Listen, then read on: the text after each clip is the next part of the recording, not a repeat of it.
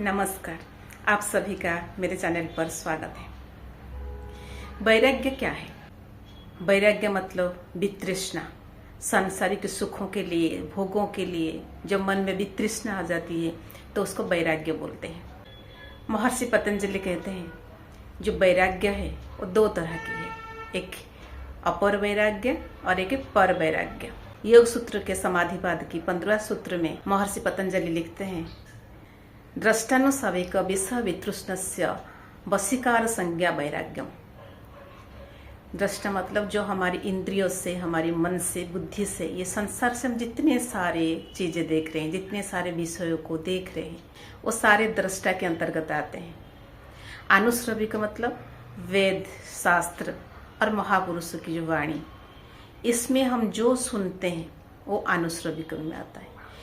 देखे हुए, सुने हुए सारे विषयों से जो वितृष्णा आ जाती है तब उसको अपर वैराग्य बोलते हैं।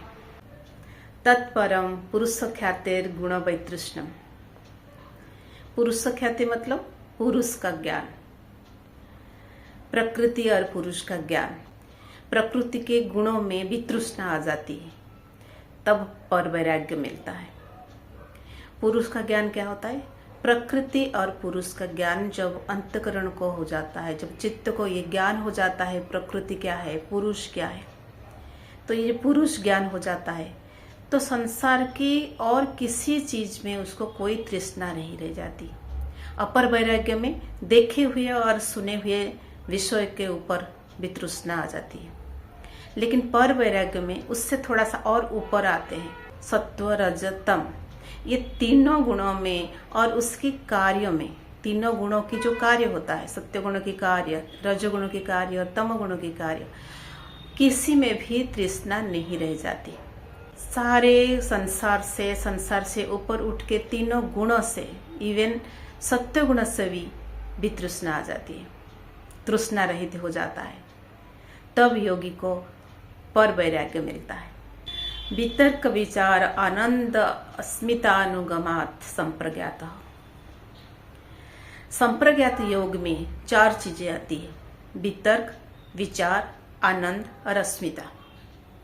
दोबारा बोल रही हूं, संप्रज्ञात समाधि में, संप्रज्ञात योग में 4 चीजें आते हैं, वितर्क, विचार, आनंद और अस्मिता। और ये जो संप्रज्ञात योग है इसके ध्येय पदार्थ 3 है। क्या क्या है? ग्राह्य, ग्रहिता और ग्रहण। ग्राह्य क्या है? जो हम ग्रहण करते हैं, जो ग्रहण करने का योग्य होता है उसको ग्राह्य बोलते हैं। जो हमारी इंद्रियों से, हमारे अंतकरण से, अंतकरण होता है मन, बुद्धि, चित्त, अहंकार, ये चारों को अंतकरण कहा गया है। ये चारों से जो विषय को हम ग्रहण करते हैं वो ग्राह्य में आता है। वो स्थूल भी होता है, सूक्ष्म भी होता है। ग्रहण क्या होता है? इंद्रिय और अंतकरण, ये हो गया ग्रहण। हम जिससे ये ग्राह्य वस्तु को ग्रहण करते हैं, तो कैसे करते हैं? इंद्रिय और अंतकरण, ये हमारा ग्रहण हो गया। और ग्रहिता कहने, जब पुरुष के साथ बुद्धि मिल जाती है, बुद्धि के साथ एक रूप हुआ पुरुष, वो है ग्रहिता। वो ग्रहण करता है ये चीज को। क्या चीज ग्रहण करता है? ग्राह्य वस्तु को, सारे जो विषय है, इंद्रियों की जो भोगों के विषय है, वो ग्राह्य विषय को वो ग्रहण करता है, वो है ग्रहिता। ये 3 ध्येय पदार्थ है संप्रज्ञात योग में। अब आते हैं वितर्क, विचार, आनंद, अस्मिता क्या है। वितर्क भी 2 तरह के होते, एक सवितर्क और एक निर्वितर्क। जब ग्राह्य पदार्थों में स्थूल रूप में समाधि की जाती है और जब तक शब्द, अर्थ और ज्ञान का विकल्प रहता है उसको बोलते हैं सवितर्क समाधि।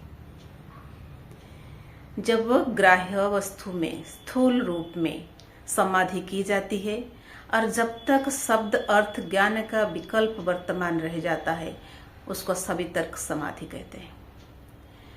जब ये स्थूल रूप में समाधि की जाती है लेकिन शब्द, अर्थ, ज्ञान का विकल्प नहीं बचता, उसको हम बोलते हैं निर्वितर्क समाधि। सवितर्क में शब्द, अर्थ, ज्ञान का विकल्प रहता है, निर्वितर्क में शब्द अर्थ ज्ञान का विकल्प नहीं रहता। उसके बाद आते हैं सविचार निर्विचार समाधि क्या है। जो वितर्क, विचार, आनंद, अस्मिता कहा गया है, वितर्क के बाद जो विचार आता है वो भी दो तरह की है, एक सविचार और एक निर्विचार। जब सूक्ष्म रूप में समाधि लग जाती है, जब तक शब्द अर्थ ज्ञान का विकल्प रह जाता है तब तक वो सविचार समाधि है। जब ये विकल्प हट जाता है, विकल्प बचता नहीं है, शब्द अर्थ ज्ञान का विकल्प रहित हो जाता है, उसको हम निर्विचार समाधि बोलते हैं। निर्विचार संप्रज्ञात समाधि। निर्विचार समाधि के बाद, निर्विचार समाधि में तो विचार खत्म हो जाता है, लेकिन उसमें आनंद का अनुभव होता है, अहंकार का भाव होता है। विचार नष्ट हो जाता है लेकिन आनंद का अनुभव और अहंकार का भाव बचा रहता है। उस अवस्था को आनंद अवस्था बोलते, आनंद संप्रज्ञात समाधि। जब ये आनंद की प्रतीति भी लुप्त हो जाता है, आनंद का अनुभव, आनंद की प्रतीति, अहंकार का भाव, ये सारे नष्ट हो जाता है, उस अवस्था को अस्मितानुगत समाधि कहते हैं।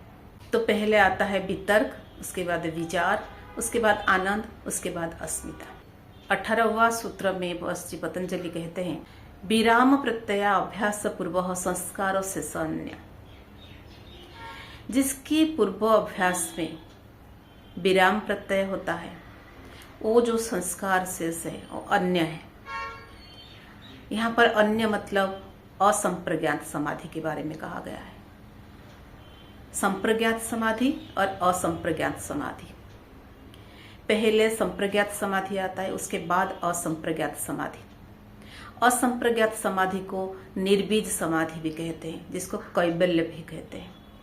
संप्रज्ञात समाधि है सबीज समाधि, असंप्रज्ञात समाधि है निर्बीज समाधि। जब साधक को पर वैराग्य की प्राप्ति हो जाती है, उसको सांसारिक पदार्थों में भी तृष्णा आ जाती है, चित्त संस्कार की पदार्थों से दूर हट जाता है, वो उससे अपने आप उपरत हो जाता है। उस उपरत अवस्था की प्रतीति को विराम प्रत्यय कहते हैं। जब ये उपरत अवस्था की प्रतीति भी लोप हो जाता है, तब जो संस्कार बनता है वो संस्कार अन्य होता है। उस समय सारे चित्त वृत्ति नष्ट हो जाते हैं, कुछ नहीं बचता, चित्त की कोई भी वृत्तियां बचती नहीं है। प्रकृति की अभाव से, चित्त वृत्तियों के अभाव से दृष्टा अपने स्वरूप में अवस्थित हो जाता है। इस अवस्था को निर्बीज समाधि, असंप्रज्ञात समाधि या कैबल्य अवस्था भी कहते हैं। 19वां सूत्र में महर्षि पतंजलि कहते हैं भव प्रत्यय विदेह प्रकृति लय नाम। जब कोई साधक साधना करते करते विदेह अवस्था को प्राप्त हो जाता है, विदेह मतलब शरीर से बाहर आके स्थिर हो जाना। आपने सुना होगा कि बहुत जो सिद्ध योगी होते हैं अपने शरीर छोड़ के किसी दूसरे शरीर में भी प्रवेश कर सकते हैं, तो इस अवस्था को विदेह अवस्था कहा जाता है। योगी साधना करते हुए, साधना करते करते उस स्तर तक पहुंच जाता है जो अपने शरीर से वो बाहर आ जाता है, बाहर आके स्थिर हो जाता है। ये महाविदेह अवस्था के बाद सपोज उसकी मृत्यु हो जाती है कैबल्य प्राप्ति के बिना, और प्रकृति लय, प्रकृति को नष्ट कर देते हैं, सारे प्रकृति उनका नष्ट हो चुका है, लेकिन कैबल्य अवस्था को प्राप्ति नहीं हुआ है। इन दोनों प्रकार की योगियों का पुनर्जन्म जब होता है, फिर उस पुनर्जन्म में फिर वो अपने जो योग साधना है उसको वो कंटिन्यू करते हैं। वहीं से उनको स्टार्ट करना पड़ता है। वो इसलिए होता है कि उनकी साधना पूरी नहीं हुई है, उनको कैबल्य नहीं मिला है, निर्वाण नहीं मिला है, तब उनको ज्यादा उपाय करना नहीं पड़ता। तो इस अवस्था को भव प्रत्यय बोलते हैं, क्योंकि जहां तक पूर्व जन्म में उन्होंने योग साधना की थी, दूसरे जन्म में आके वहीं से फिर उनका साधना शुरू करते हैं। वो साधना उनका पूर्व जन्म का संस्कार के साथ आता है, तो इसको भव प्रत्यय बोलते हैं। भव प्रत्यय में दो अवस्था है, एक विदेह और एक प्रकृति लय। ये तो जो योगी है, जो पूर्व जन्म में योग कर रखे हैं, साधना कर रखे हैं, उनके लिए भवव्रत है। लेकिन जो साधारण मनुष्य है वो कैसे योग साधना करके निर्वाण प्राप्त कर सकते हैं? उनके लिए परवर्ती सूत्र में लिखा गया है, श्रद्धा वीर्य स्मृति समाधि प्रज्ञा पूर्वक इत्यरेषाम्। दूसरे योगियों को कैसे प्राप्ति होती है निर्वाण? श्रद्धा, वीर्य, स्मृति, समाधि और प्रज्ञा पूर्वक, इन्हीं चीजों में उनको निर्वाण की प्राप्ति होती है। भगवान कृष्ण ने श्रीमद् भगवद गीता में 4th अध्याय में लिखा है, श्रद्धावान लभते ज्ञानम तत्परम संयतेन्द्रिय ज्ञानम लब्ध्वा परम शांति अचिरेण अधिगच्छति। जो श्रद्धावान होते हैं उनको ज्ञान की प्राप्ति होती है। कोई भी काम, सांसारिक कामों में भी आपके जिस काम के लिए श्रद्धा होती है उसमें आपको सफलता मिलती है, वो काम आप अच्छे से कर सकते हो। बिना श्रद्धा के कोई काम आगे नहीं बढ़ता। कोई भी काम करने से पहले श्रद्धा का बहुत जरूरी है। आपकी किसी काम की श्रद्धा या इंटरेस्ट हो तभी आप काम को कर सकते हो। तो इसीलिए श्रद्धा की बात पहले की जाती है। तो योग साधना में भी श्रद्धा की बहुत ज्यादा आवश्यकता है। पहले श्रद्धा आएगी आपके मन में, उसके बाद आप आगे बढ़ सकते हो। उसके बाद आता है वीर्य। वीर्य मतलब मन, इंद्रिय और शरीर का सामर्थ्य। आपके मन में श्रद्धा है लेकिन शरीर में सामर्थ्य नहीं है, मन आपका दृढ़ नहीं है, इंद्रियों में सामर्थ्य नहीं है, आप वो काम नहीं कर सकते। तो श्रद्धा के बाद वीर्य की बात की जाती है, जिसमें मन, इंद्रियों और शरीर में सामर्थ्य की बात की जाती है। श्रद्धा और वीर्य का संगम होने के बाद आपकी स्मृति बलवती हो जाती है। आपको सांसारिक सुख से वैराग्य आ जाता है। तो इस अवस्था को समाधि बोलते हैं, जब सांसारिक सुख से वितृष्णा आ जाती है। जब साधक समाधि की अवस्था में पहुंच जाता है तो उसका अंतःकरण स्वच्छ हो जाता है। तब साधक की बुद्धि ऋतिम्भरा मतलब होता है सत्य को धारण करने वाली। तो जो बुद्धि है, प्रज्ञा है, वो ऋतिम्भरा हो जाती है। जब साधक का अंतःकरण स्वच्छ हो जाता है, उसकी बुद्धि ऋतिम्भरा हो जाती है। ऋतिम्भरा मतलब सत्य को धारण करने वाली। और तब साधक को निर्बीज समाधि की प्राप्ति हो जाती है।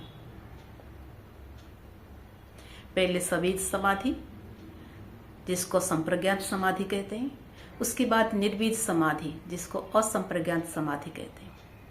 वो कैवल्य अवस्था है, जब ऋतिम्भरा प्रज्ञा मिलती है, जब उनकी बुद्धि ऋतिम्भरा हो जाती है, तो उसके बाद उसको निर्बीज समाधि मिलती है। ये थे निर्बीज समाधि, सबीज समाधि के पर वैराग्य, अपर वैराग्य के बारे में बातें। ये समाधि आपको कैसे शीघ्र प्राप्त हो सकता है, इसके बारे में अगले अध्याय में आलोचना करेंगे। तब तक के लिए आज्ञा दीजिए। नमस्कार।